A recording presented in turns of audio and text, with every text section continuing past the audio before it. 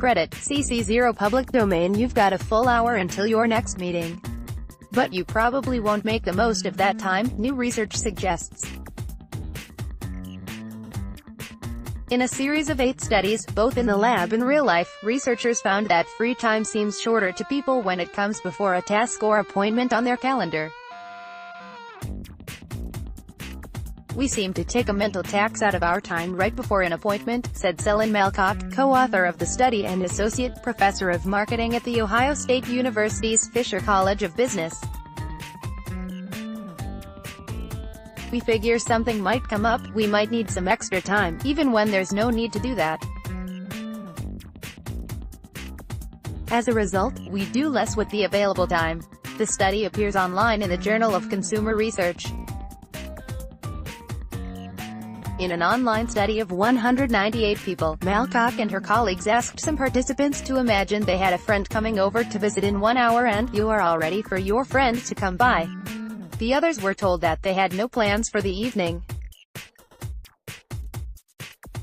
All participants were asked how many minutes, objectively, they could spend reading during the next hour and how many minutes they, subjectively, felt like they could spend reading during that same hour. Regardless of whether they had a friend coming by or not, participants said that they objectively had about 50 minutes available to read, Malkoc said.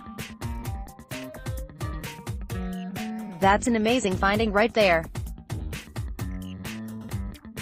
Most people didn't think even objectively they had a full hour to read. People are putting a little, just in case, time into their schedules when there is no real reason to do that." When they were asked how much time they felt they had to read, the subjective measurement, those with a friend coming by felt that they had 10 more minutes missing in their hour, about 40 minutes. The results held up in real-life studies as well. The researchers asked participants recruited online to provide their actual schedules for the next day. Participants indicated when each scheduled task on their calendar would begin and how much time they would need before each task to prepare. Participants were then offered the opportunity to take part in either a 30-minute or a 45-minute study on that day. The 30-minute study paid $2.50 and the 45-minute study paid twice as much, $5. For some participants, the study was scheduled in the 1 hour before they said they had to start getting ready for their next appointment. The others were not scheduled up against another of their appointments. Even though they had plenty of time to finish the 45-minute study, participants who had an appointment in an hour were significantly more likely than the others to choose the 30-minute study instead of the 45-minute version. It was clear they would have plenty of time to finish and have extra time before their next appointment, but they still were more likely to choose the 30-minute study, even when they had a clear financial incentive to choose the longer study, Malkoc said. People also seem to get more done when they don't have a scheduled task hanging over their heads, the researchers found. In a study of 158 college students, a researcher told participants when they arrived at the lab that study sessions were running faster than expected, so she wanted to wait to see if more participants arrived. Some participants were reminded that they had a task coming up soon. They were told they had about 5 minutes before we could get started. "You can do whatever you want before we will get started." Others weren't reminded about their upcoming task and were simply told they had about 5 minutes to do whatever you want. After the time had passed, all participants wrote down what they did during the 5-minute interval. The students indicated they did things like sending a text message, checking email and visiting social media sites.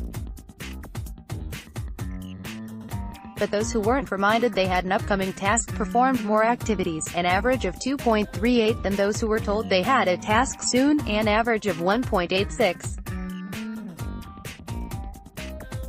"You don't feel like you can get as much done when you have a task coming up soon. The time seems shorter," Malkoc said.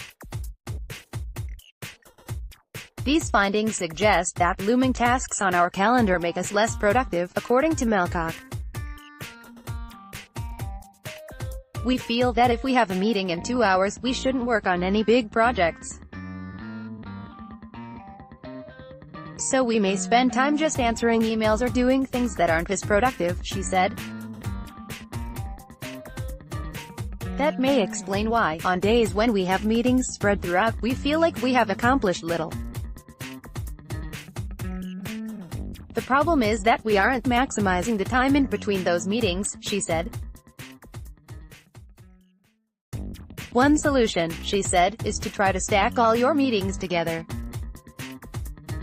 That way, you have longer, uninterrupted times when you feel you can tackle the bigger projects on your agenda.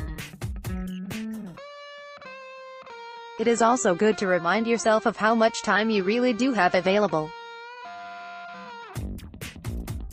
We seem to overestimate the things that might happen to take up our time, so we don't get things done, she said. Explore further. Want to rebound from failure? Feel the pain. More information, Gabriela Antonietto et al.